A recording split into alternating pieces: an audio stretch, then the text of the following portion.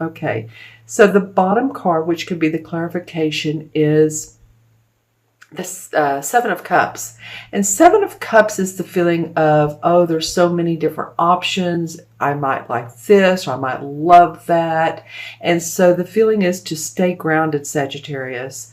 The cups are about what we love and who we love. So you may have some options in the next several months, especially from the eclipse that we experienced on the 11th, which was yesterday. All right, so we have a lot of stuff going on astrologically. We have 6 planets in retrograde. Don't you love it? Well, okay, so basically, before I talk about these, basically those 6 planets in retrograde, if you know anything about astrology, feels like we have, actually, you know what? Mercury went direct. Mercury went direct this weekend. So now there's 5 planets. Mars will go direct towards the end of August. And that will help us to want to push things forward. Okay?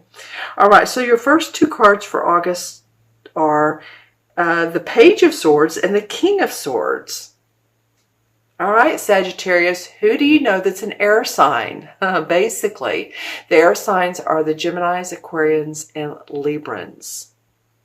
All right, so we have basically 2 court cards. The Page of Swords is it like a messenger. And this message may come to you in your thinking, because the swords are about our thinking, our concerns, our worries, our thoughts, all of our mental activity. And this Page of Swords brings about possibly a new idea, a message of something that you might want to implement in your current business that might be fascinating for you. It might be, this also may represent a child who is an air sign. You have that going on as well. So for some of, the court cards are different for different people, because they're actually usually people, unless it's your rising sign, okay, which would, of course, would still be you. But here we have the King of Swords.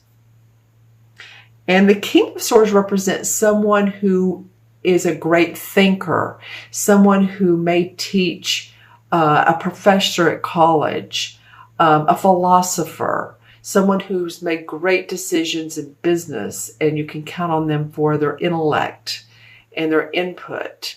Again, I want to go towards philosophy, but it covers the gamut. The King of Swords has mastered his decision-making, his mental thinking, his intellect, etc. So you understand what I'm saying. Now, again, this can represent a Libra, a Aquarian, or a Gemini. So this person may be a benefit to you.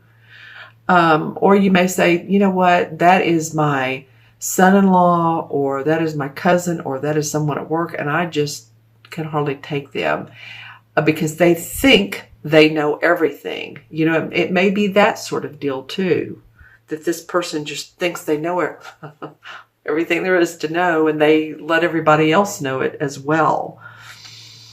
So you have 2 of these same types of cards. They're both court cards in the swords. So you'll have to put in the comments below. They both have trees around them. They're both sitting outside with this sort of wavy green earth. And then they have water behind them as well. And these clouds. Let me see if there's anything intuitively I get as well as... the other thing too, it could be you just sort of mastering the art of your thinking, your ability to make decisions and make great ones. You have opportunities coming up. This could be a young person who just really cuts to the chase. If this is a child, then, they're pretty sharp-witted. Let me just say that. Okay, let's look at the 2 for September. Wow, the Hierophant came up for Scorpio too. Haven't seen the Fool card this particular series, and you all are Sagittarius last, but of course not least. I always look forward to you all. And so we have 2 sword cards. We have 2 major arcana cards. I like the fact that we have the Hierophant, who's all about school, learning, could be a priest, could be a pope, could be a higher intellect. Let's see, how do I want to say this? Spiritual school, just a lot of deep learning around the Hierophant card. It could be an authority figure too. Could be. But what is nice around this is the Fool, his merry way. You know, he's really the first card of the major arcana. It just means he's lighthearted, he's happy, hasn't learned much in life. Therefore, like a babe, like a child, sort of carefree. You know, as we get older, we get a little bit, for lack of a better word, you know what I'm saying, jaded. And meaning that we learn about, you know, relationships and what doesn't work and what does work. And we learn about, if it's politics or whatever it may be. And people have different opinions. But as a child, we don't care about those things. We love our freedom. And so there's a lot to be said about having freedom within a structured society. This would represent a structured society. And I just feel like a lot of you Sagittarians feel maybe, or some of you, let me know in the comments below, some of you feel like you're like you have a straitjacket on, not literally, but figuratively a straitjacket, and you're feeling like you just want some elbow room. And that may be in your workplace, it may be in relationships, it may just be that you've been working a lot and you feel like things are sludging right along, which would be apropos for Mercury being retrograde for 3 weeks and Mars retrograde, because Mars is, of course, the planet of action. Not been a lot of action. So there will be. And so that being said, I just feel like you all want to put forth your talents, your abilities, and there's a lot of being able to feel free in a structured society. Okay, I'm just going to leave it at that. And you interpret it what it means to you. And it might mean that too you're taking some metaphysical courses. Excuse me, metaphysical courses. And that could be this too as well. Okay, so this is for Sagittarius, Sun, Moon, and Rising. Remember, this is for your Sun, Moon, and Rising signs. Always watch your Moon and Rising as well. I will get this out today, meaning my voice. My nose is a little stopped up today. We're having rain, so few allergies. Okay, well, here I see it. I see the mask in the crystal. I saw it for probably the first 4 out of 5 signs, and then a couple more later I saw it, and then I haven't seen it in a while. But I'm seeing this mask in this crystal. So it seems to be sort of a topic or a trend throughout this particular series. Now, again, Mercury has been in retrograde, so communications may have been a little bit off. But this mask also feels like someone to me who is either deceitful or hiding behind who they really are, or not expressing themselves. What they really mean is different than what they're saying. This could be someone you're suspicious of. I'm not trying to be negative. I'm just saying that there could be a person or a group or activity that you're like, I don't know, I don't feel good around this. It's not, I don't feel supportive around this person, especially I'm feeling a person. So discern that, be discerning, right?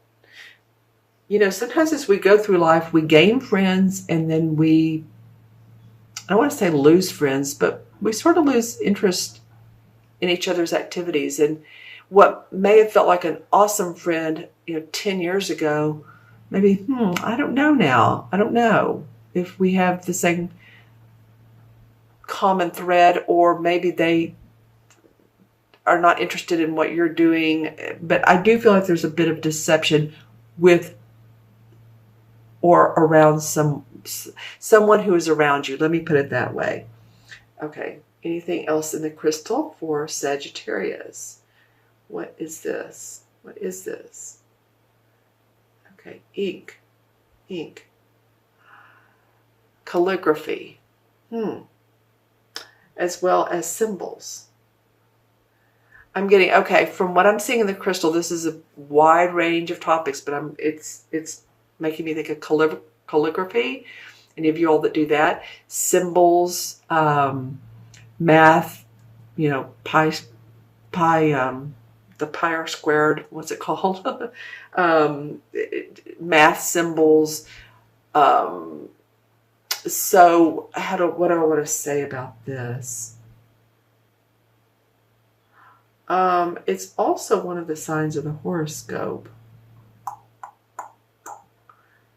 It's the hump with the two, the both sides go out into, what is that? It might be Mercury, but anyway, I'm just saying it is a symbol. So symbols may be coming to you.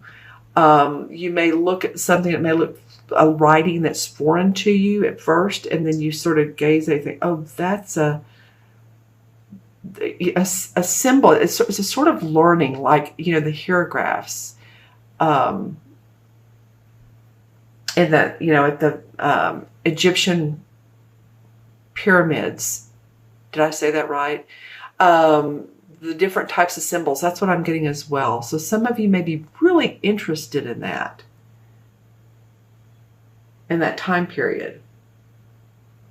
And I get hidden symbols for you. Hidden signs that can come up during this time period, and a couple, on into the fall time period if you're in the northern hemisphere, and the spring if you're in the southern hemisphere. But just pay attention to symbols and signs that could be meaningful to you. Okay? I'm just saying, it feels like at first you're like, what does that mean? And then you're like, oh, that's what I connect that with ancient history, or I connect that with something metaphysical. That's what I'm talking about.